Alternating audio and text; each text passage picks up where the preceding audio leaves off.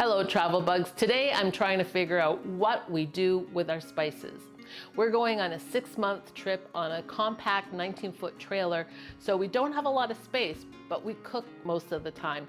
We're vegans, we're not big on eating out, and we're following the Livy Method program, so we're eating nutritional meals all the time. So I was trying to figure out, how do we get a lot of spices in a compact area? Now we also have other spices we use a lot.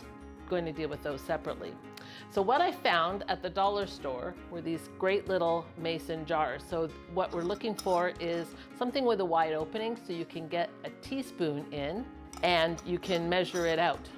These jars are going to be what goes into the trailer. So we start off with the jars that we have. These are the ones we have in our drawer, in our spice drawer at home. And I have them labeled so I know what they are, because a lot of the spices end up looking alike.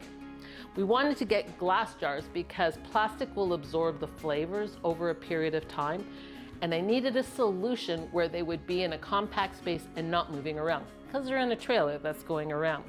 So I found these little jars at the dollar store, and they hold 4 ounces, I believe, and we got the labeler out, and I'll show you the labeler. This is my little Dymo labeler, and I use that to label a lot of stuff. Really good for when you have the trailer. And we have these little baskets that we have from dollar store, which perfectly fit in the trailer above, in the cupboard above the sink and the stove in our trailer. So what I do is put those in here, and it'll fit a dozen. So we can get a dozen different spices in here, so that, and when they're in, they don't move around. And we've got great storage for those spices when you need a lot of variety, but you don't need a lot of volume. The other thing to think about is how you put them in. What I find is when you're doing things like leaves, rosemary, oregano, Italian seasoning, a funnel works really well in shaking it in and filling it up. For the finer ones, especially like cumin and garam masala, a spoon works really well, a small thin one, and you just spoon it in.